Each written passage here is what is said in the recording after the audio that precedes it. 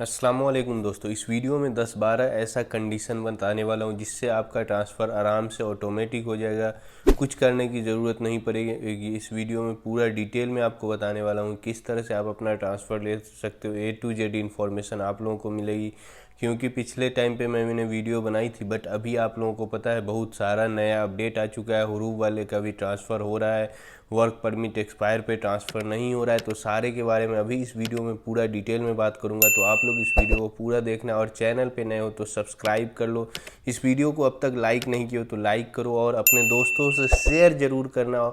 चलो, सबसे पहला कंडीशन यहाँ पे आता है ऑटो ट्रांसफ़र का। ऑटो ट्रांसफ़र मतलब कि ऑटोमेटिक ट्रांसफ़र होगा। यहाँ पे आपको बिना किसी के परमिशन की कोई ज़रूरत नहीं होगी। ठीक है, यहाँ पे कैसे होता है, पहला कंडीशन आता है यहाँ पे कि अगर आपका इकामा एक्सपायर होता है, इकामा एक्सपायर पे ऑटोमेटिक ट्रांसफ़र हो जाता है। ठीक है, जैसे ही आपका इकामा एक्सपायर होगा, आप कहीं भी किसी भी कंपनी में, कंपनी को देख के आप आराम से अपना रिक्वेस्ट मंगवा के अब ऑटोमेटिक ट्रांसफ़र ले सकते हो। पहले क्या होता था कि वर्क परमिट एक्सपायर पे भी ट्रांसफ़र होता था, बट अभी कुछ टाइम से जो है ऑटोमेटिक ट्रांसफ़र नहीं हो रहा है। वर्क परमिट एक्सपायर पे जो है 90 डेज नोटिस पीरियड आ जा रहा है। ठीक है, यहाँ पे आपकी कंपनी की परमिशन की ज़रूरत पड़ेगी, तो मैंने इसलिए क्लियर कर दिया। पिछला वीडियो बनाया था उसमें बताया था कि वर्क परमिट पे हो रहा है, ठीक है, बट अभी नहीं हो रहा है, इसलिए मैंने आप लोगों को बता दिया। अब इकामा एक्सपायर पे क्या करना है, कुछ लोगों का सवाल होता है कब मंगवाना है रिक्वेस्ट। आज इकामा एक्सपायर होता है, कल आप अपना रिक्वेस्ट मंगवाओगे, आराम से आपका ट्रांसफ़र हो जाएगा, कहीं किसी के कोई परमिशन की ज़रूरत नहीं पड़ेगी। और इकामा, अब बात करता हूँ कि भाई आप लोगों को इकामा चेक कैसे करना है, तो आप अपना इकामा एक्सपायरी डेट अपने अफसर अकाउंट में चेक कर सकते हो। वर्क परमिट की जहाँ तक बात रहती है तो वर्क परमिट आपके QI अकाउंट में ही चेक हो जाता है। ठीक है, तो ये सब चीज़ आप चेक कर सकते हो। ऑलरेडी मैंने वीडियो बनाई है, अगर आप लोगों को चाहिए कि वीडियो बनाऊँ तो फिर से कमेंट कर सकते हो। ठीक है, दूसरा कंडीशन यहाँ पे आता है कॉन्ट्रैक्ट एक्सपायर। कॉन्ट्रैक्ट अगर आपका एक्सपायर होता है तो आप अपना ट्रांसफ़र ऑटोमेटिक ले सकते हो। और कॉन्ट्रैक्ट एक्सपायर होने में बहुत सारी चीज़ों का ध्यान रखना पड़ता है। अगर आपका कॉन्ट्रैक्ट ख़त्म होने वाला है तो उससे पहले ही आपका कॉन्ट्रैक्ट को QA पे टर्मिनेट करना होता है। आप लोगों को पता है, ऑलरेडी बहुत बार मैंने वीडियो बना के बता दिया है।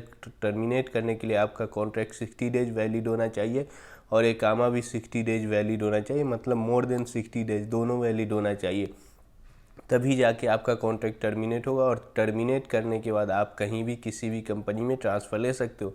बट एक बात का ध्यान रखना, टर्मिनेट अगर कर रहे हो तो एकदम श्योर हो जाओ कि भाई आपको छोड़ना है अपनी कंपनी, या तो कफाला लेना है या फाइनल एग्जिट जाना है, तभी आपको टर्मिनेट करना है। ठीक है, ऐसे नहीं कि आप अभी कर दियो बाद में मेरे पास बोलते हो भाई मैं अब क्या करूं, मैंने तो टर्मिनेट कर दिया, अब मुझे यहीं रहना है। ऐसा नहीं, जो भी डिसीजन लेना है सोच समझ के एक बार में अच्छे से ले लेना है।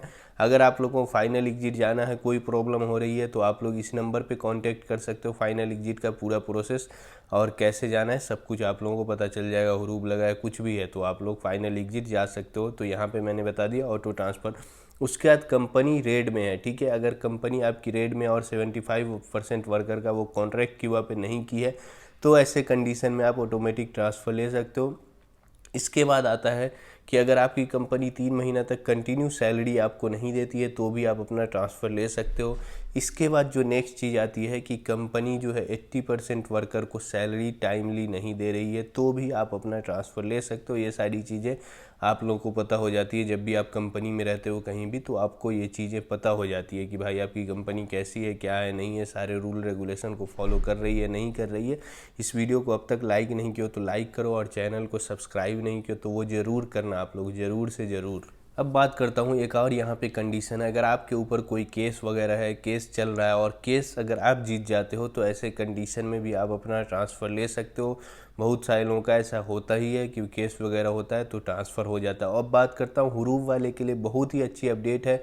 जिन लोगों का भी हुरूब लगा है, अगर आपका कोई भी हुरूब लगा है, किसी भी तरह का हुरूब है, कितना भी पुराना कुछ भी है, तो अभी नई अपडेट आ चुकी है, अभी आपका ट्रांसफ़र हो रहा है। जल्दी से जल्दी अपनी कंपनी का फील्ड ढूंढो और अपना कफाला ले लो। और एक चीज़ बता दूं, अगर आप कॉन्ट्रैक्ट टर्मिनेट कर देते हो और आपकी कंपनी के साथ कोई भी कॉन्ट्रैक्ट नहीं होता है 60 डेज तक, तो आप कोई भी कंपनी से अगर कॉन्ट्रैक्ट नहीं करते हो तो आपका ऑटोमेटिक हुरूब लगेगा।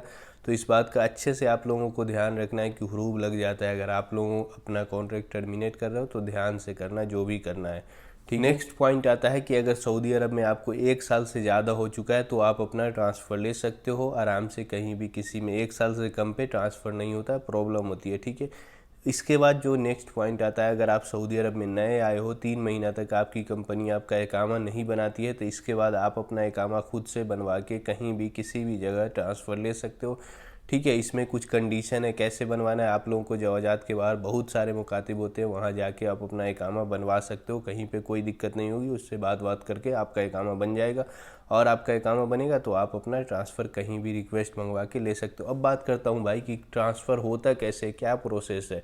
सबसे पहला, नॉर्मल कंडीशन में आपका ट्रांसफ़र लेने से पहले आपको कहीं भी किसी भी कंपनी में इंटरव्यू देना पड़ता है। कंपनी ढूंढनी होती है, आपने कंपनी मिल गई, वहाँ इंटरव्यू दो, ओके हो गया सब कुछ। उसके बाद आपको क्या करना है, उस कंपनी को बोलना है भाई आप मेरे क्यूआर पे रिक्वेस्ट भेजो। वो कंपनी रिक्वेस्ट भेजेगी, आपको उस रिक्वेस्ट को एक्सेप्ट करना है। एक्सेप्ट करने के बाद आपका नोटिस पीरियड चलेगा 60 डेज, 90 डेज, या फिर किसी किसी का नोटिस पीरियड नहीं भी आता है। बहुत सारा वहाँ पे स्टेटस होगा, पेंडिंग कंप्लीशन ट्रांसफ़र या पेंडिंग फॉर नोटिस पीरियड, इस तरह का स्टेटस दिखाएगा। इसके बाद आपकी जो न्यू कंपनी होगी वो आपका 2000 रियाल, अगर फर्स्ट टाइम ट्रांसफ़र ले रहे हो तो ट्रांसफ़र फ़ी पे करेगी 2000, फिर 4000 है सेकेंड टाइम, फिर थर्ड टाइम में 6000 है, और उसके बाद इतना ही है।